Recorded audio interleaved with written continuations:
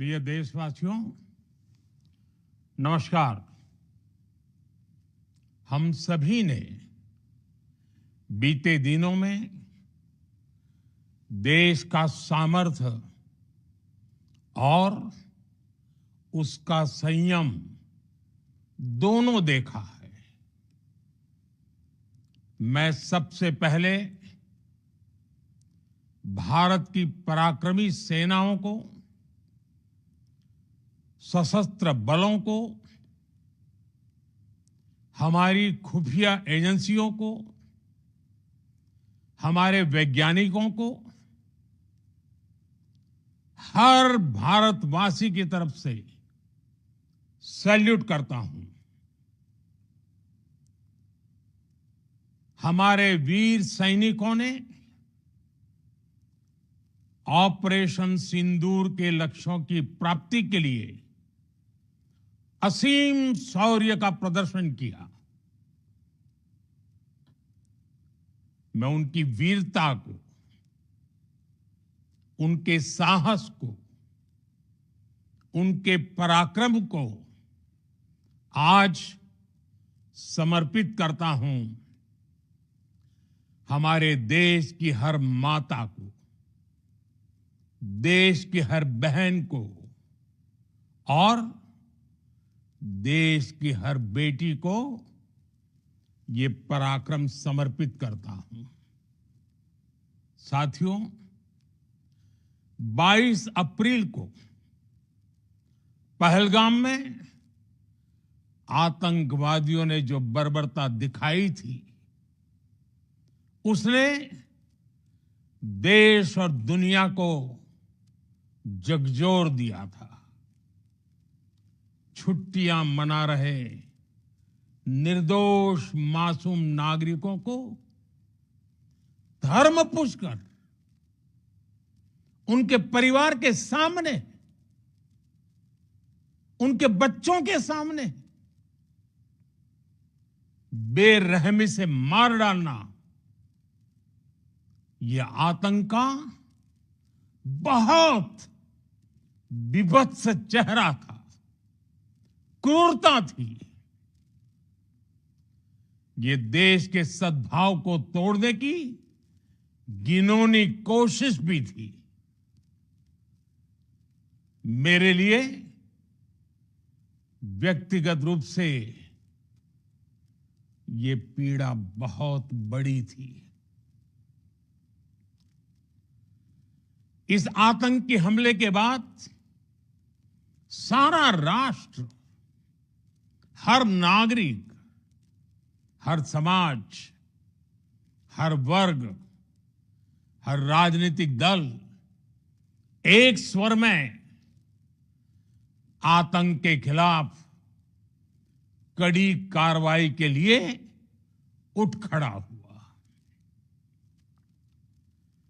हमने आतंकवादियों को मिट्टी में मिलाने के लिए भारत की सेनाओं को पूरी छूट दे दी और आज हर आतंकी, आतंक का हर संगठन जान चुका है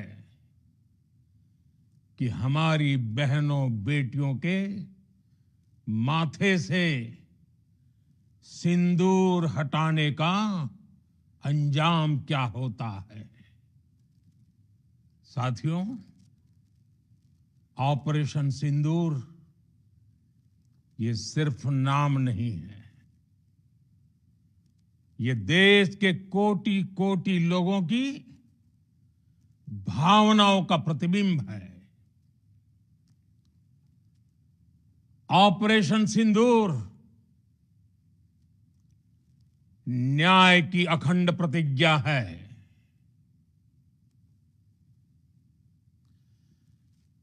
6 मई की देर रात, 7 मई की सुबह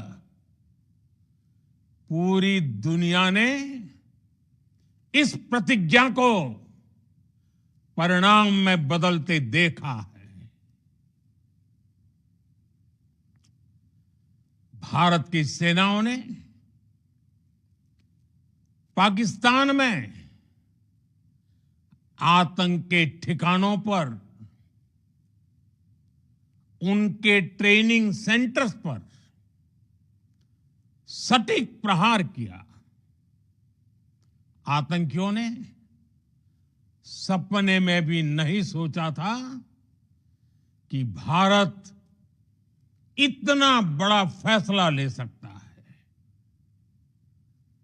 लेकिन जब देश एकजुट होता है, नेशन फर्स्ट की भावना से भरा होता है, राष्ट्र सर्वोपरि होता है, तो फौलादी फैसले लिए जाते हैं, परिणाम लाकर दिखाए जाते हैं। जब पाकिस्तान में आतंक के अड्डों पर भारत की मिसाइलों ने हमला बोला, भारत के ड्रोन्स ने हमला बोला, तो आतंकी संगठनों की इमारतें नहीं, बल्कि उनका हौसला भी थर्रा गया। बहावलपुर और मुरिद के जैसे आतंकी ठिकाने एक प्रकार से ग्लोबल टेररिज्म की यूनिवर्सिटीज रही है। दुनिया में कहीं पर भी जो बड़े आतंकी हमले हुए हैं, चाहे 9/11 हो, चाहे लंदन ट्यूब बॉम्बिंग हो, या भारत में दशकों से जो बड़े बड़े आतंकी हमले हुए हैं, उन सब के तार कहीं ना कहीं आतंक के इन्हीं ठिकानों से जुड़ते रहे हैं। आतंकियों ने हमारी बहनों का सिंदूर उजाड़ा था, इसलिए भारत ने आतंक के ये हेडक्वार्टर्स उजाड़ दिए। भारत के इन हमलों में 100 से अधिक खूंखार आतंकवादियों को मौत के घाट उतारा गया है। आतंक के बहुत सारे आका बीते 2.5-3 दशकों से खुलेआम पाकिस्तान में घूम रहे थे, जो भारत के खिलाफ साजिशें करते थे। उन्हें भारत ने एक झटके में खत्म कर दिया। साथियों, भारत की इस कार्रवाई से पाकिस्तान घोर निराशा में गिर गया था, हताशा में गिर गया था, बौखला गया था। और इसी बौखलाहट में उसने एक और दुस्साहस किया। आतंक पर भारत की कार्रवाई का साथ देने के बजाय पाकिस्तान ने भारत पर ही हमला करना शुरू कर दिया। पाकिस्तान ने हमारे स्कूलों, कॉलेजों को, गुरुद्वारों को, मंदिरों को, सामान्य नागरिकों के घरों को निशाना बनाया। पाकिस्तान ने हमारे सैन्य ठिकानों को निशाना बनाया। लेकिन इसमें भी पाकिस्तान खुद बेनकाब हो गया। दुनिया ने देखा कि कैसे पाकिस्तान के ड्रोन्स, पाकिस्तान की मिसाइलें भारत के सामने तिनके की तरह बिखर गई। भारत के सशक्त एयर डिफेंस सिस्टम ने उन्हें आसमान में ही नष्ट कर दिया। पाकिस्तान की तैयारी सीमा पर वार की थी, लेकिन भारत ने पाकिस्तान के सीने पर वार कर दिया। भारत के ड्रोन्स, भारत की मिसाइलों ने सटीकता के साथ हमला किया। पाकिस्तानी वायुसेना के उन एयरबेस को नुकसान पहुंचाया, जिस पर पाकिस्तान को बहुत घमंड था। भारत ने पहले 3 दिनों में ही पाकिस्तान को इतना तबाह कर दिया जिसका उसे अंदाजा भी नहीं था। इसलिए भारत की आक्रामक कार्रवाई के बाद पाकिस्तान बचने के रास्ते खोजने लगा। पाकिस्तान दुनिया भर में तनाव कम करने के लिए गुहार लगा रहा था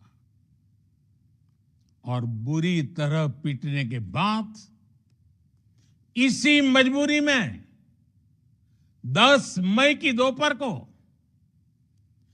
पाकिस्तानी सेना ने हमारे डीजीएमओ को संपर्क किया। तब तक हम आतंकवाद के इंफ्रास्ट्रक्चर को बड़े पैमाने पर तबाह कर चुके थे। आतंकियों को मौत के घाट उतार दिया गया था। पाकिस्तान के सीने में बसाए गए आतंक के अड्डों को हमने खंडहर बना दिया था। इसलिए जब पाकिस्तान की तरफ से गुहार लगाई गई, पाकिस्तान की तरफ से जब ये कहा गया कि उसकी ओर से आगे कोई आतंकी गतिविधि और सैन्य दुस्साहस नहीं दिखाया जाएगा, तो भारत ने भी उस पर विचार किया। और मैं फिर दोहरा रहा हूं, हमने पाकिस्तान के आतंकी और सैन्य ठिकानों पर अपनी जवाबी कार्रवाई को अभी सिर्फ स्थगित किया है। आने वाले दिनों में हम पाकिस्तान के हर कदम को इस कसौटी पर मापेंगे कि वो क्या रवैया अपनाता है।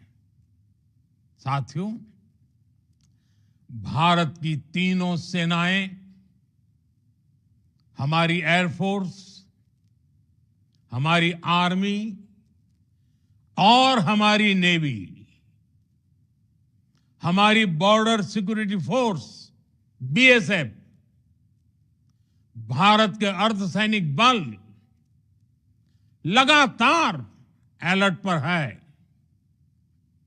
सर्जिकल स्ट्राइक और एयर स्ट्राइक के बाद अब ऑपरेशन सिंदूर आतंक के खिलाफ भारत की नीति है। ऑपरेशन सिंदूर ने आतंक के खिलाफ लड़ाई में एक नई लकीर खींच दी है, एक नया पैमाना, न्यू नॉर्मल तय कर दिया है। पहला, भारत पर आतंकी हमला हुआ तो मुंह तोड़ जवाब दिया जाएगा। हम अपने तरीके से, अपनी शर्तों पर जवाब देकर रहेंगे। हर उस जगह जाकर कठोर कार्रवाई करेंगे जहां से आतंक की जड़ें निकलती हैं। दूसरा, कोई भी न्यूक्लियर ब्लैकमेल भारत नहीं सहेगा। न्यूक्लियर ब्लैकमेल की आड़ में पनप रहे आतंकी ठिकानों पर भारत सटीक और निर्णायक प्रहार करेगा। तीसरा, हम आतंक की सरपरस्त सरकार और आतंक के आकाओं को अलग अलग नहीं देखेंगे। ऑपरेशन सिंदूर के दौरान दुनिया ने पाकिस्तान का वो घिनौना सच फिर देखा है, जब मारे गए आतंकियों को विदाई देने पाकिस्तानी सेना के बड़े बड़े अफसर उमड़ पड़े। स्टेट स्पॉन्सर्ड टेररिज्म का ये बहुत बड़ा सबूत है। हम भारत और अपने नागरिकों को किसी भी खतरे से बचाने के लिए लगातार निर्णायक कदम उठाते रहेंगे। साथियों, युद्ध के मैदान पर हमने हर बार पाकिस्तान को धूल चटाई है और इस बार ऑपरेशन सिंदूर ने नया आयाम जोड़ा है। हमने रेगिस्तानों और पहाड़ों में अपनी क्षमता का शानदार प्रदर्शन किया और साथ ही न्यू एज वॉरफेयर में भी अपनी श्रेष्ठता सिद्ध की। इस ऑपरेशन के दौरान हमारे मेड इन इंडिया हथियारों की प्रामाणिकता सिद्ध हुई। आज दुनिया देख रही है 21वीं सदी के वॉरफेयर में made in India defence equipments, इसका समय आ चुका है। साथियों, हर प्रकार के आतंकवाद के खिलाफ हम सभी का एकजुट रहना, हमारी एकता हमारी सबसे बड़ी शक्ति है। निश्चित तौर पर ये युग युद्ध का नहीं है, लेकिन ये युग आतंकवाद का भी नहीं है। टेररिज्म के खिलाफ जीरो टॉलरेंस, ये एक बेहतर दुनिया की गारंटी है। साथियों, पाकिस्तानी फौज, पाकिस्तान की सरकार जिस तरह आतंकवाद को खाद पानी दे रहे हैं, वो एक दिन पाकिस्तान को ही समाप्त कर देगा। पाकिस्तान को अगर बचना है तो उसे अपने टेरर इंफ्रास्ट्रक्चर का सफाया करना ही होगा। इसके अलावा शांति का कोई रास्ता नहीं है।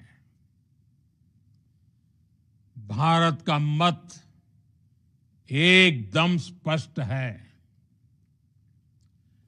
टेरर और टॉक एक साथ नहीं हो सकते।